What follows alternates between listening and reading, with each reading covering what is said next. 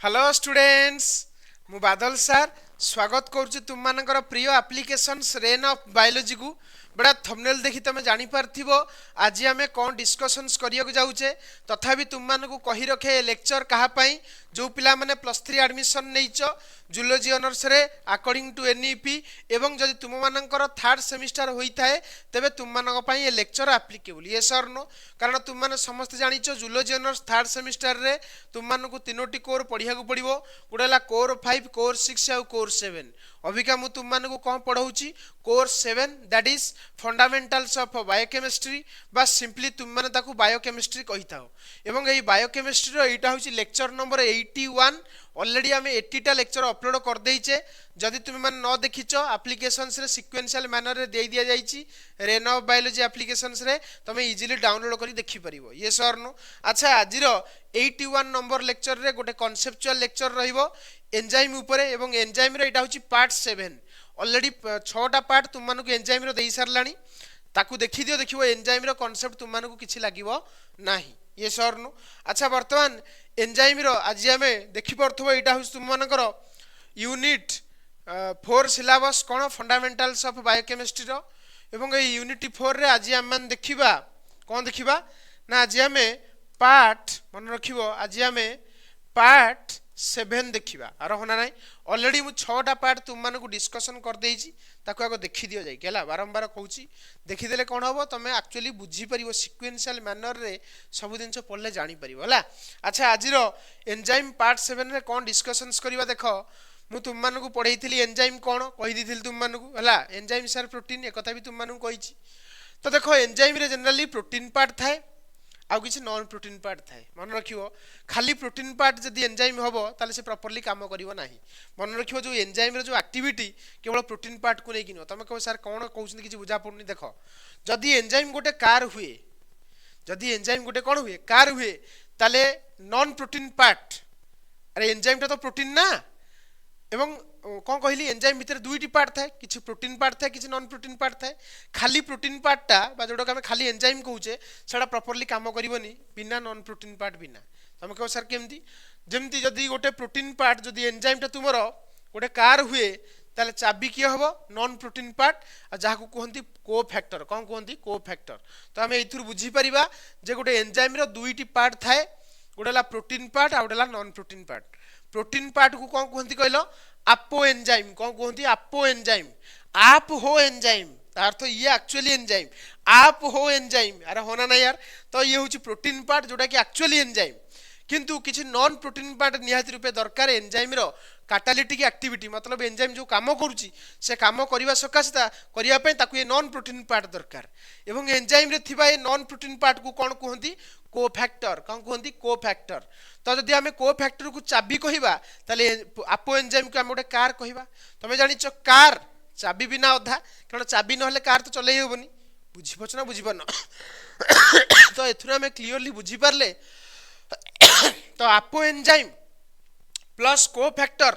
Is equal to fully गोटे enzyme जहाँ को आम कहे हलो एंजाइम कौन कहे हलो एंजाइम तो एग्जाम रे क्वेश्चन स्ट्राइक करिवो holoenzyme is equal to dash plus dash answer कौन दबो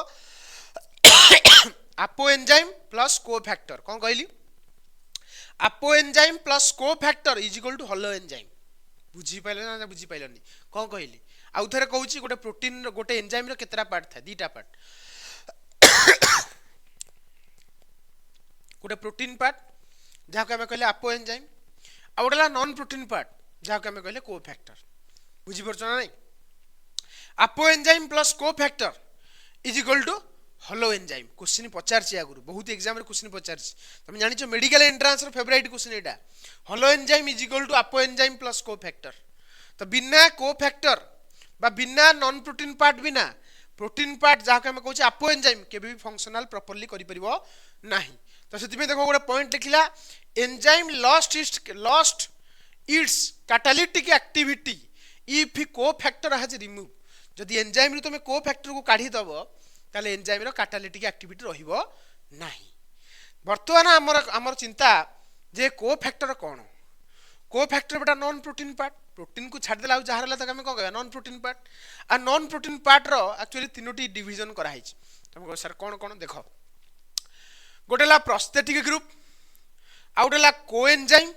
आउ गोटे ला मेटल आयन। मन रखिबो प्रोस्थेटिक ग्रुप, कोएंजाइम, आउ गोटे ला मेटल आयन। तुम कहो सर प्रोस्थेटिक ग्रुप कौन, कोएंजाइम कौन, आ मेटल आयन कौन, ये सब होउछन बेटा कोफैक्टर। तो एमाने आइदर तुमरो अपो एंजाइम सहित प्रोस्थेटिक ग्रुप जॉइन हेई पारे, किंबा अपो एंजाइम सहित कोएंजाइम जॉइन हेई पारे, किंबा अपो एंजाइम सहित मेटल आयन जॉइन हेई पारे। ताले से गोटे पूर्णांग हलो एंजाइम हबो। ता अर्थ holoenzyme is equal to apoenzyme plus prosthetic group, apoenzyme plus coenzyme, apoenzyme plus metal ion. अरे होना नहीं तो आम यही कथा कही परिबा। तो बर्तमान से प्रोस्थेटिक ग्रुप कौन एक्चुअली देखिबा। सुन प्रोस्थेटिक ग्रुप पी मतलब प्रोस्थेटिक, पी मतलब पकड़, पकड़ कौन कहली पकड़ हैला, पकड़ मतलब माने जोर की जाबुटी की धरिबा। तो मन रखिबो ये जो प्रोस्थेटिक ग्रुप जो नॉन प्रोटीन पार्ट थाए सेटा एंजाइम को फुल्ली जाबुटी की धरे हैला कि फुल्ली जाबुटी की धरे। ता अर्थ हमें कहि देई परिबा तुमरो prosthetic group is like wife, enzyme जो हमरो apoenzyme is like husband. तो हस्बैंड आ वाइफ भितरे माने जो पकड़टा जोरसोर थाए ना नहीं मते कहो। अरे ता से रिलेशनशिप एते सहज रे भांगेनी हस्बैंड वाइफ भितरे, किंतु हस्बैंड आ गर्लफ्रेंड भितरे रिलेशनशिपटा ब्रेकअप होबार चांसेस थाए। तो मन जानि परतो होला। तो से सही कथा कहला प्रोस्थेटिक ग्रुप कोन ना टाइटली अटैच थिबो, तो सहज रे भांगिबो नाही। एवं मन रखिबो ए प्रोस्थेटिक ग्रुप जे भी हबो से आइदर ऑर्गेनिक भी हेई पारे, इनऑर्गेनिक भी हेई पारे। मन रखिबो इंपोर्टेंट, ऑर्गेनिक भी हेई पारे, इनऑर्गेनिक भी हेई पारे। आ मन रखिबो because prosthetic group is attached to apoenzyme by covalent bond. को बॉन्ड? Covalent bond. आ कोवैलेंट बॉन्डटा जे जो स्ट्रांग बॉन्डटा सेति पे प्रोस्थेटिक ग्रुप रो आ एंजाइम रो जो बॉन्डिंगटा स्ट्रांग थाए। काहे कि कारण प्रोस्थेटिक ग्रुपटा तुमरो एंजाइम सहित कोवैलेंट बॉन्ड द्वारा बॉन्डिंग करथाए, बॉन्डिंग हेई थाए। सेति पे हमें कहि परिबा जे प्रोस्थेटिक ग्रुपटा tightly attach, it can be organic, it can be inorganic. अरे ये सर नो तापर देखो प्रोस्थेटिक ग्रुप बुझिलो। एग्जांपल ऑफ प्रोस्थेटिक ग्रुप कोन देखो इन पेरोक्सिजम। तुम माने जले सेल पढिथबो, सेल चैप्टर तुम सेल बायोलॉजी पढिचो सेकंड सेमिस्टर रे पढिथबो ना, सेकंड सेमिस्टर कहूची कोन फर्स्ट सेमिस्टर, हां सेकंड सेमिस्टर रे पढिथबो। फर्स्ट सेमिस्टर पर सेकंड सेमिस्टर देइथबो सेतले सेल बायोलॉजी पढिथबो। कोर बोधे 4 थिला बत तुमर हला। तो सेल बायोलॉजी तुम पेरोक्सिजम ना तो सुनिथबो। पेरोक्सिजम भितर कौन हुए ना पेरोक्सिजम कौन करे H2 एवं O2 ताकू H2O2 रे कन्वर्ट कर दे hydrogen peroxide in the presence of an enzyme that is called as a peroxidase. एवं ए H2O2 को से पुनी कन्वर्ट कर दिए H2O plus oxygen by the help of an enzyme called as a catalase. को एंजाइम कैटालेज। तो एठी तुम दीटा एंजाइम ना कहली गोटेला पेरोक्सीडेज आ गोटेला कैटालेज। आ ए पेरोक्सीडेज आ कैटालेज ना दीटा एंजाइम ना এই এনজাইম পাখরে প্রস্থেটিক গ্রুপ হচ্ছে হিম। কো গ্রুপ রে haem. And haem is a prosthetic group in peroxidase এবং ক্যাটালেজ। এটা মনে রাখিও। এক্সাম্পল এক্সাম্পল পাই হিম হচ্ছে গোটে কোন প্রস্থেটিক গ্রুপ যে কি তোমার পেরক্সিডেজ এবং ক্যাটালেজ এনজাইম পাই কোন প্রস্থেটিক গ্রুপ। বুঝি পারে যা কইলি। তারপরে দেখো নেক্সট দেখিবা কোএনজাইম। প্রস্থেটিক গ্রুপ তো তুমি জানি গলো।